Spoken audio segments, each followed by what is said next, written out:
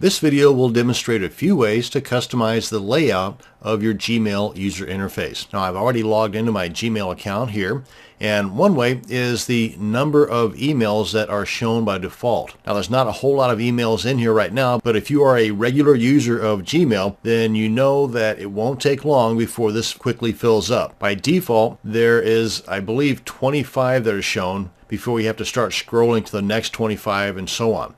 To change that, you come on in here to your settings, which is right here next to the gear icon. Hit that drop down arrow, come on down to settings, and right here I've got mine set to 50. That might be the default as well, I'm not sure, but you can change that by hitting this drop down arrow, and you can have 10 shown all the way up to 100 shown before you have to start scrolling by hitting that right or left button. Now, while I'm here, another customization you can make is your Hangouts and chats can be moved over to the right side with the use of a lab. And you would do that by coming up here to labs. Again, once you've gone into your settings area by hitting that drop down arrow next to the gear icon in the top right corner, come on over here to labs, and you can search for the lab if you don't know exactly the name of it, and frankly I don't, but I think it's chats on right or something like that.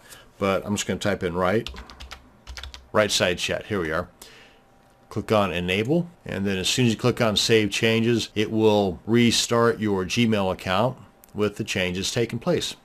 And here we are. Another customization you can make is by changing the overall look of your user interface and how dense that information is being shown to you. And you do that by coming up here to the settings, and you choose between compact, cozy, or comfortable. And again, this is just the display density. Let me just toggle through these to show you what it looks like. You see, comfortable takes up more space, but it's easier to see. And compact takes up less space, so you can get more information on the page.